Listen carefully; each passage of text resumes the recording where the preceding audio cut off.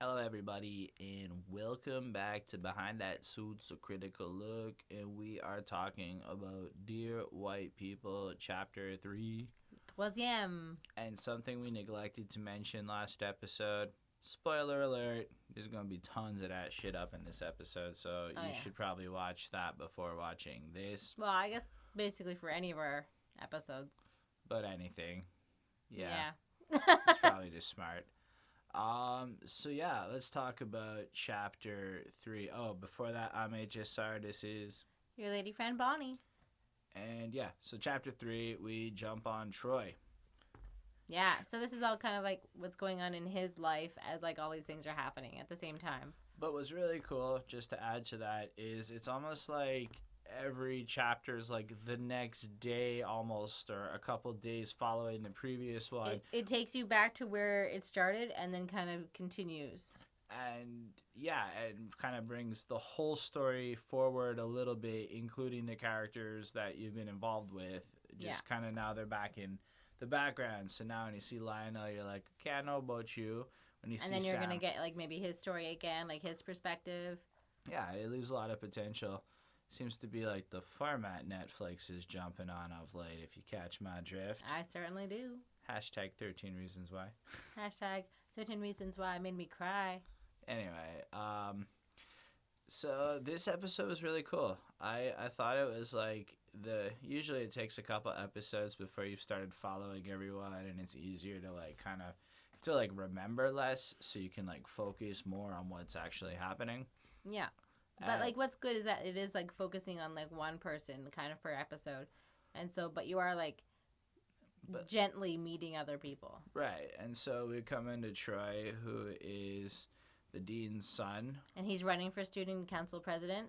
And what we know about the main point of this episode is... he has no backbone when it comes to his father. He is... Well, that was one thing. Also, it's election time, and it's going to be, like, right now. And so... yeah, it's interesting, right? We see in this guy such a conflict where he has to walk in his father's shadows, as Bonnie was saying, but... yeah.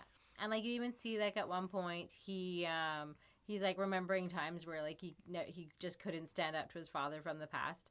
And, like, there was one time where he wanted to go with his girlfriend just to Toronto for the weekend. And... he just said, he didn't even say anything, like, and then... his expression changed, and the girlfriend was like, "What just happened? Like, are we not going?" And he's like, "No, we're not going." Like he has like no backbone. Like he couldn't even say anything to him. You also get like the feeling his father is micromanaged every second of everything. Like he's like he got accepted to go to a different college, the one that like Amy Winehouse went to, and Tupac and stuff. And it's just like overdose, this, that, done. Fuck like, you, no, you're going to this place. And he was just like, okay.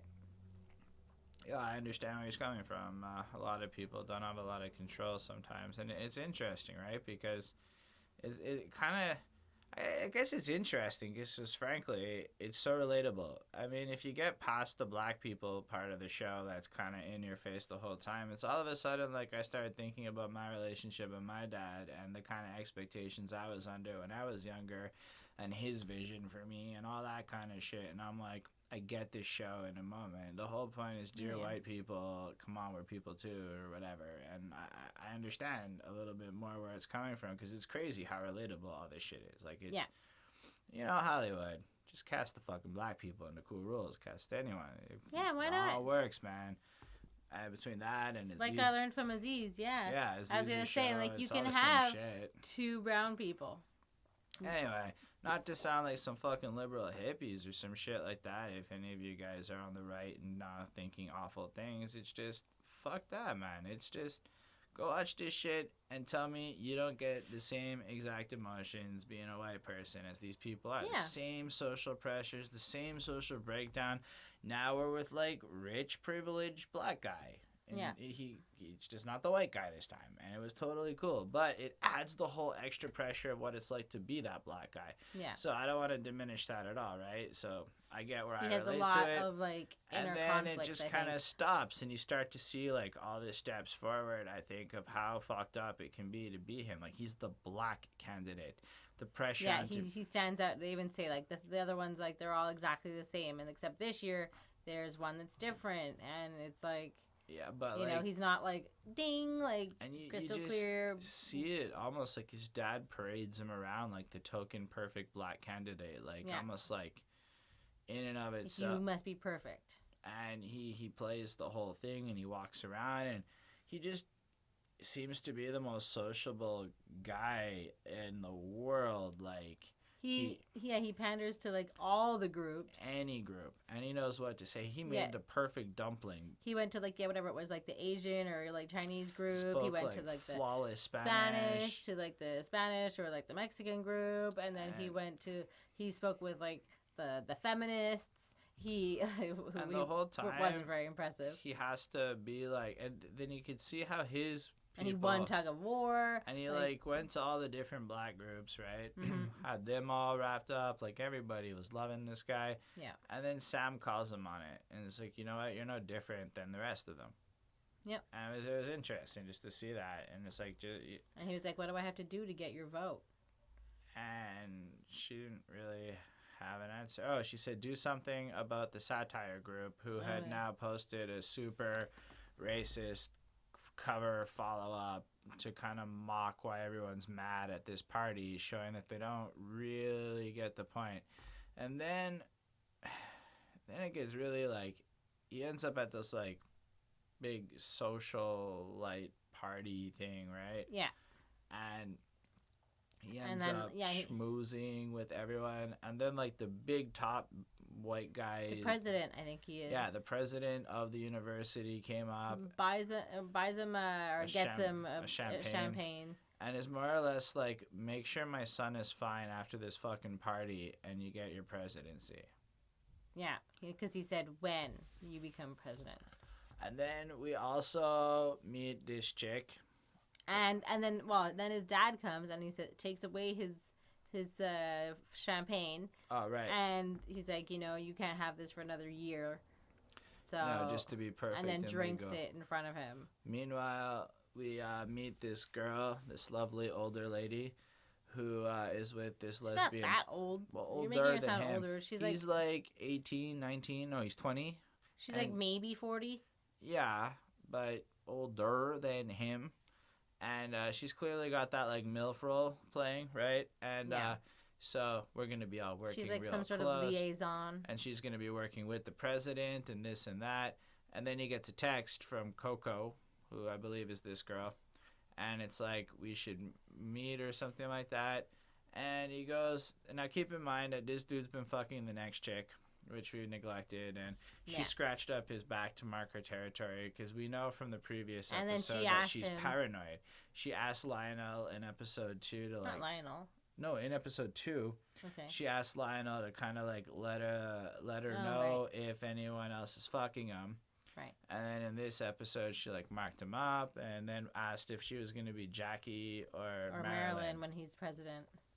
And he kind of like didn't really answer. Yeah. And that's interesting. I didn't really think a lot about that watching it.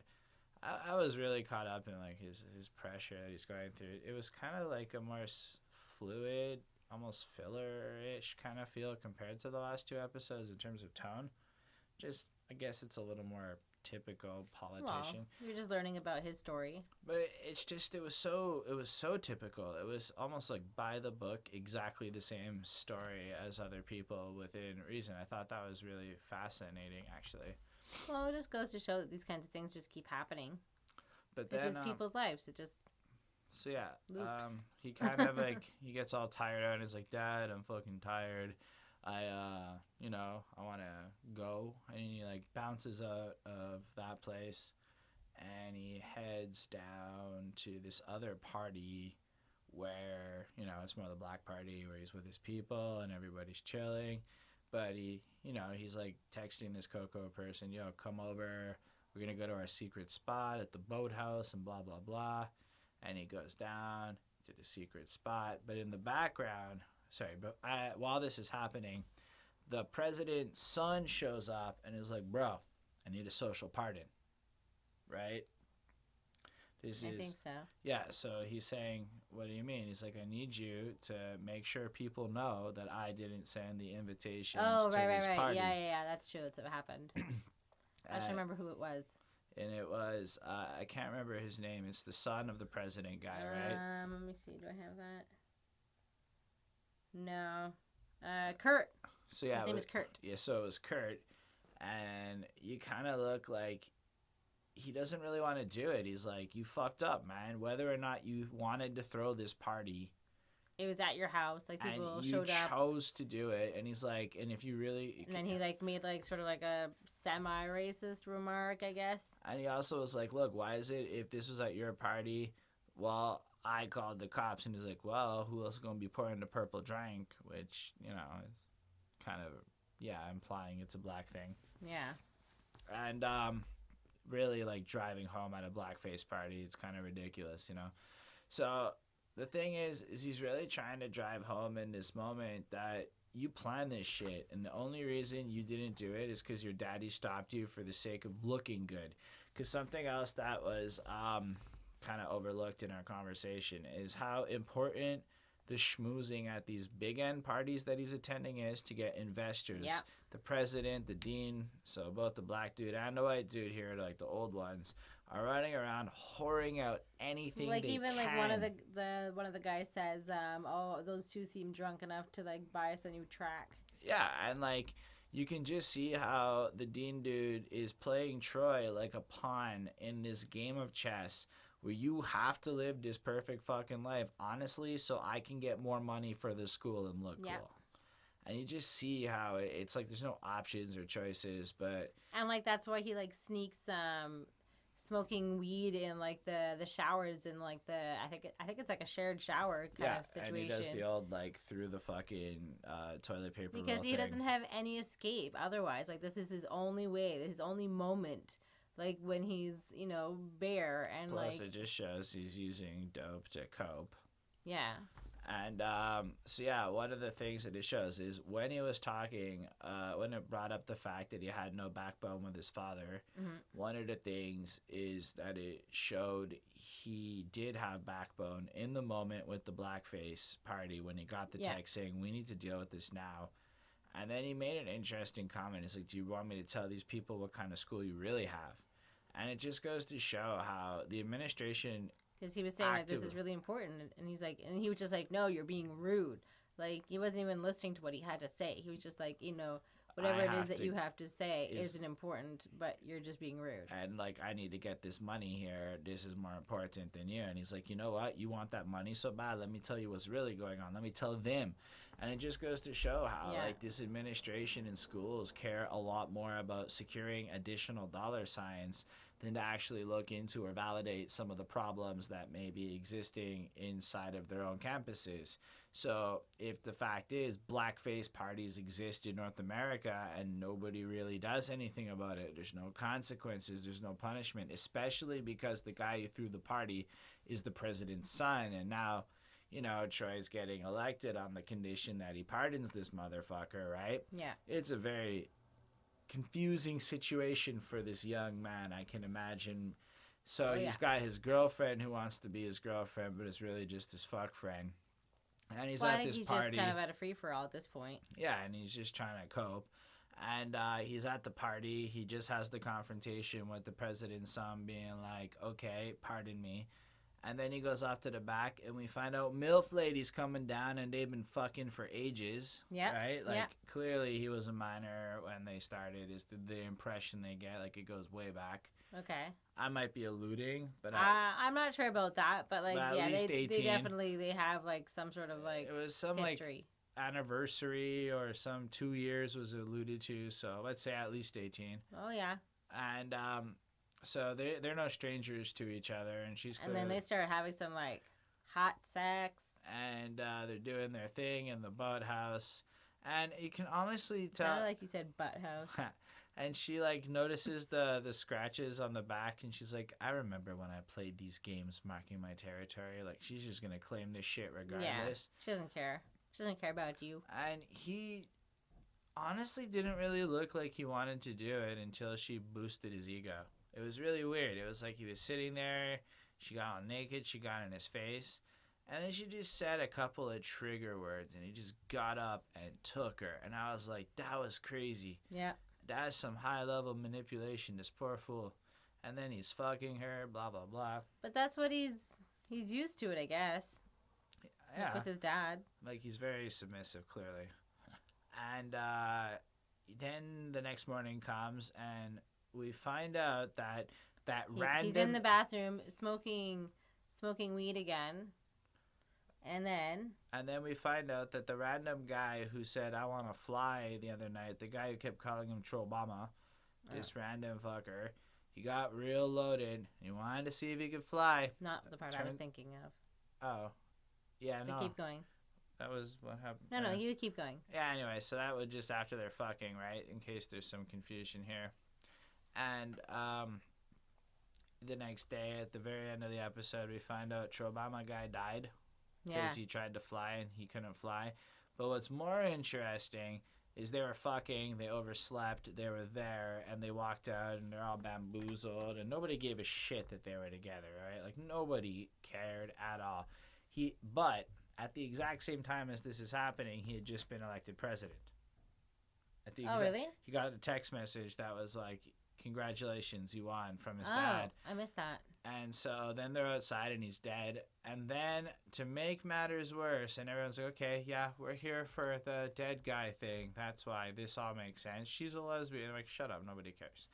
And then he gets a text message from Kurt being like... Well, this is when he's in the shower. Is it? Yeah, he's in the shower and then he drops the weed thing. Yeah. So after he's like smoking pot. Right. Yeah, he's later on. He's in the shower. He's getting high. He's about to do his thing. And he gets a text message from Kurt being like... With the video of him and... her fucking. Yeah. And he's like, social pardon or something like that. Now, how about that? And he drops his little pipe and it breaks. And the episode kind of ends. And I was like, okay, drama's picking up. This is good. So from like an actual show perspective, this was my favorite episode so far. Not because of content, but all right, I got into it more. It was interesting. Like there's some kind of a real plot happening. And we got one more thing we forgot to talk about. Something that was in the background of this whole crazy story following Troy. At one point, Troy gets called to his dad's office and he gets there a little bit early. And Sam White is in there getting fucking chastised and shit. And she's basically put on probation. And if she does anything else, she's almost being blamed for this party. Yeah. Like inciting it. And if she does anything else, she's expelled. Yeah. That happened. That sucks. So what did you think about this? It was good. I mean, it was, I don't know. It wasn't my favorite episode. But I thought it was interesting. It was interesting to see, like, I feel like we're going to hear a whole bunch more about, like, all, like, these girls that he's, like, banging and stuff like that. Like, I think we're going to hear maybe more of their stories. Yeah, for sure. So it'll be interesting to see, like, what their opinion of the whole situation is. I think it's going to cover a lot of interesting tidbits. However, on, like, a controversy front, this episode was a little bland and... etc. It was just kind of... it was okay. I liked it. It was good, though. But, yeah, not my, most favorite. All right, well, I think we should leave it at that then, because it's kind of dragging on now, unless you got more. No, I'm good. Cool. Well, we're going to inevitably watch more. We just did 2 back-to-back, so... And if you like this, hit the like button, subscribe to the channel, comment below, let us know what you think, if you have extra shit to add. And yeah, keep in touch. Anyway, peace.